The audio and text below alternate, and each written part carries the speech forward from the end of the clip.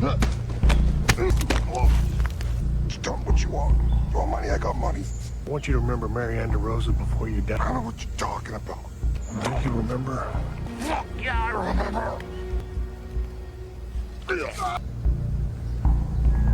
The movie begins with three men hunting in a dense forest. While chasing their prey, Dale separates from the group. As he aims at the target, a bald man appears from the shadows, pushes him into a deep ravine, and kills him. Tell me what you want. You want money? I got money. I want you to remember Marianne DeRosa before you die. I don't know what you're talking about. Don't you remember? Yeah, I remember. The attacker is Ryan Verrett, a former police officer driven by revenge after his family was brutally murdered years ago.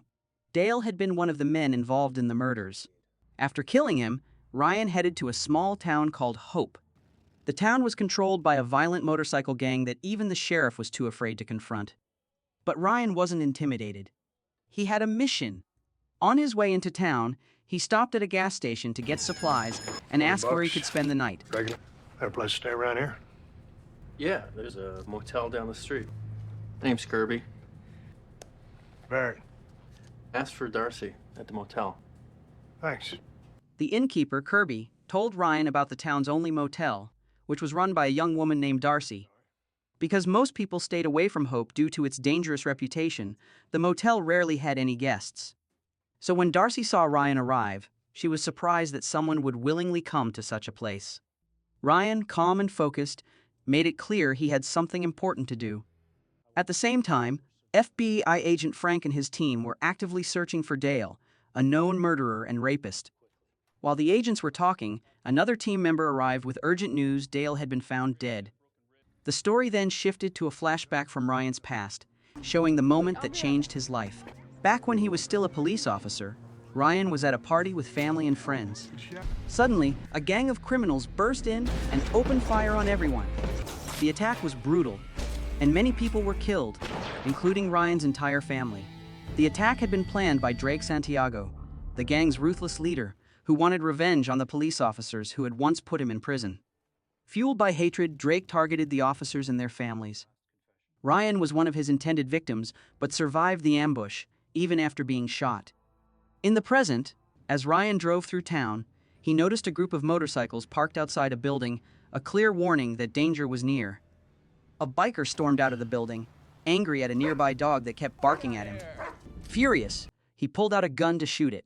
But before he could act, Ryan stepped in.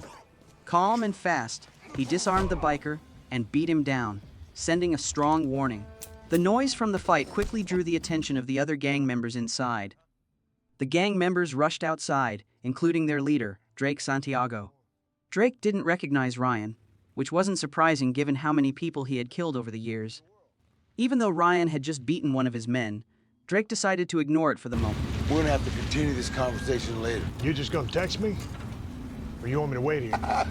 This guy's got some will. Because he had bigger problems to handle. Still, he didn't trust Ryan.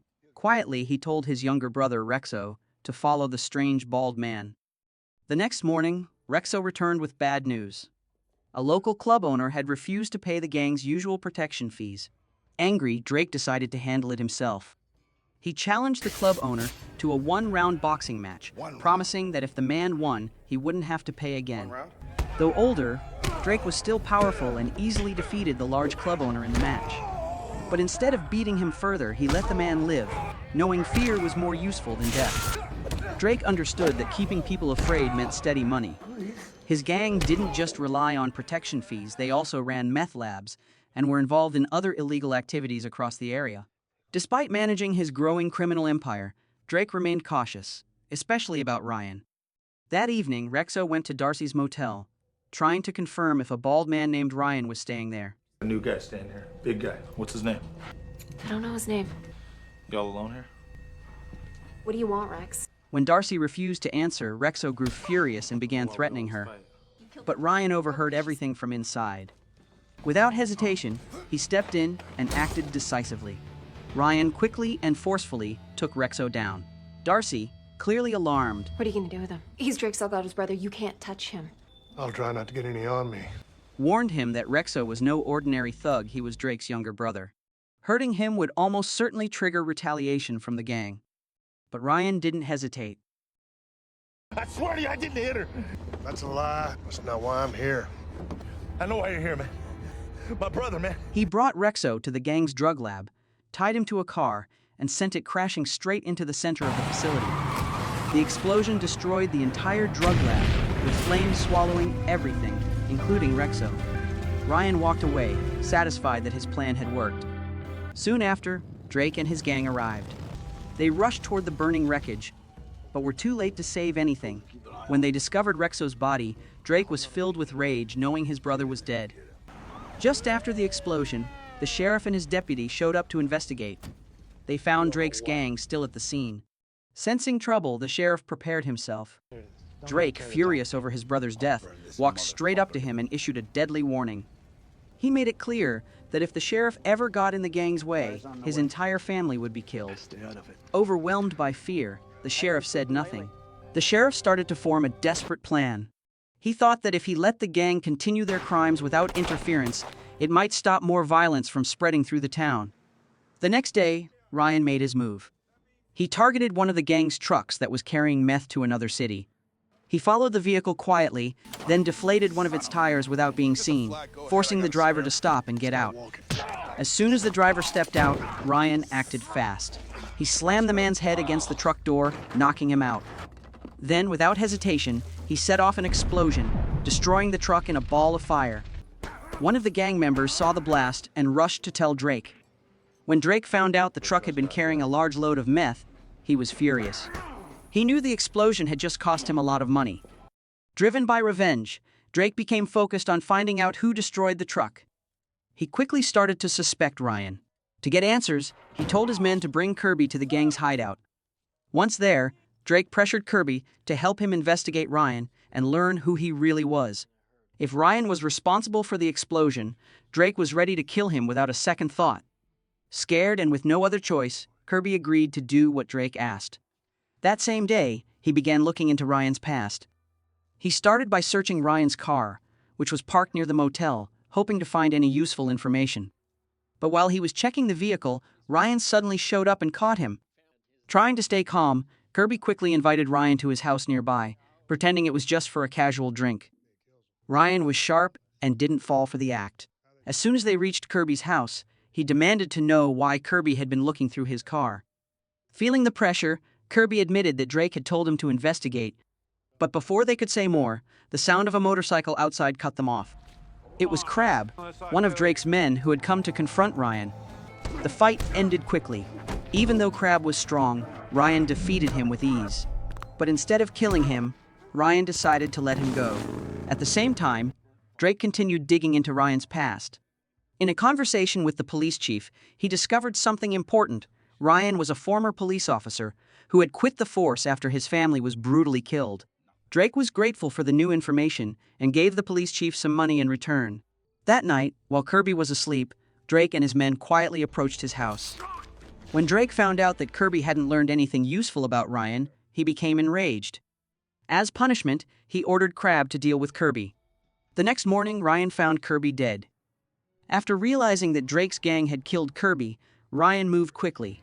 He stormed into one of Drake's clubs and took down every gang member he encountered.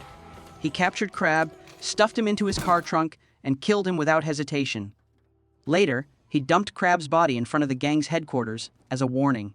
When Drake found out his top enforcer had been murdered, he was consumed with rage. Drake quickly told all his men to gather, grab their weapons, and get ready to hunt Ryan down.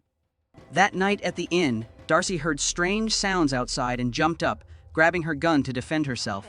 But Ryan soon realized danger was near and quickly urged Darcy to hide behind the front desk to keep her safe. A few minutes later, the front door slowly opened and Drake's men entered the inn. Ryan stayed calm, waiting until they were close. When the moment was right, he gave Darcy a signal to turn off the lights. The room went completely dark and gunfire erupted, breaking the silence. When the lights came back on, Darcy was shocked to see all of the gang members lying dead on the floor. Ryan wasn't hurt and quickly understood that it was no longer safe to stay. He grabbed Darcy and rushed to find a safer place. But outside, more gang members were waiting. They caught him off guard and launched a brutal attack, beating him until he passed out. When Ryan woke up, he was tied up and being dragged to the gang's headquarters. Darcy was with him, also captured. Ryan's arms were tightly tied to a chair, leaving him unable to move. Drake stood in front of him and made it clear that both he and Darcy would be killed, but only after Darcy was tortured. Then Drake walked into the next room, leaving one of his henchmen to handle Ryan. The large man began to beat Ryan brutally, but unexpectedly Ryan broke free from the ropes and started to fight back. Ryan quickly overpowered the larger man and knocked him to the floor. Without delay, he moved through the ship, which the gang was using as their base. As he went, more of Drake's men tried to stop him, but he took them down with ease. Soon, he found Darcy tied up with tape over her mouth. He freed her right away, and together they began searching for a way to escape the ship. Drake wasn't going to let them escape without a fight. Knowing a final showdown was unavoidable, Ryan told Darcy to leave and got ready to face Drake alone. Before the fight started, Drake made it clear that he remembered Ryan. He knew he was the former cop whose family he had killed and had thought Ryan had died that day. The two then engaged in a violent, one-on-one battle. Although Drake was strong, Ryan's fighting skills gave him the upper hand, and he eventually knocked Drake to the ground. Thinking the fight was over, Ryan let his guard down. But Drake, badly injured, managed to grab a knife and tried to launch a surprise attack from behind. Just as he was about to strike, FBI agent Frank arrived and shot him, stopping him just in time and saving Ryan's life. The FBI saw this as the perfect chance to finally end the violence caused by Drake's gang. Agent Frank, knowing how valuable Ryan could be, decided not to arrest him. He let Ryan go, believing the police still needed someone like him. Ryan then left town, assuring Frank that they would meet again one day. The film ends with a final scene showing Ryan storming into a location and opening fire on a group of people. These men are the last of Drake's gang, the ones who brutally killed Ryan's family. Now, Ryan is back, fueled by revenge, and determined to take them down one by one.